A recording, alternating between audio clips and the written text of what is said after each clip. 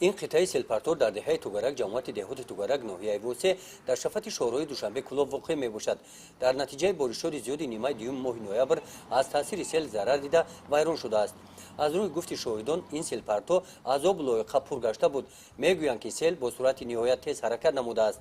در نتیجه پایه‌های کوپریک سال‌های 60 عصر گذشته ساخته شده برداشت نکردند. بعد پایه‌ها سیل کوپریک را کنده برده است.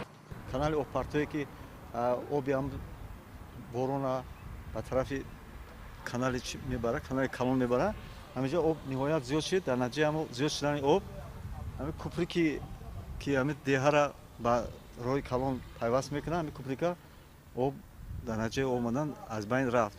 برای همین ما با یاردم اداره بین‌المللی اوکسفام اینچنین سهم خیلی کارگران همین دیه بچه‌های همین دیه همین کوپریکا برقرار کرده ایستادیم.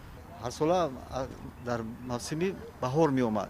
امسال نتیجه بارش که زیاد شد در این تیرامو هم آخر تیرامو هم دو بار سیل آمد که ضرر زیاد رسوند به همین کوپریکا نیست که تماما. برای برطرف نمودن این حادثه طبیعی رهبریت ناحیه شعبه کمیته حالت‌های فوق‌العاده جماعت دهات توگرک کمیته محله دهه توگرک در همبستگی با تشکیلات بین‌المللی اوکسفام تدبیرهای سریع اندیشیده و از نوسازی کوپریک شروع نمودند. در آغاز لایقه آورده سیل را از سلپارتو کنده بیرون کردند.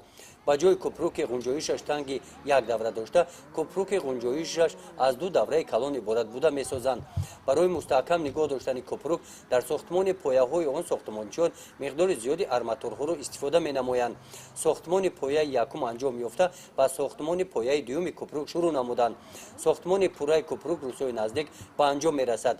یادآور می‌شویم که سال 2012 از همین قطعه سلپارتو سیل از ساحل برآمده با این را داخل دهه توگرک شده و خواجگی ساکنان این دهه ضرری کلان اقتصادی رسانیده بود.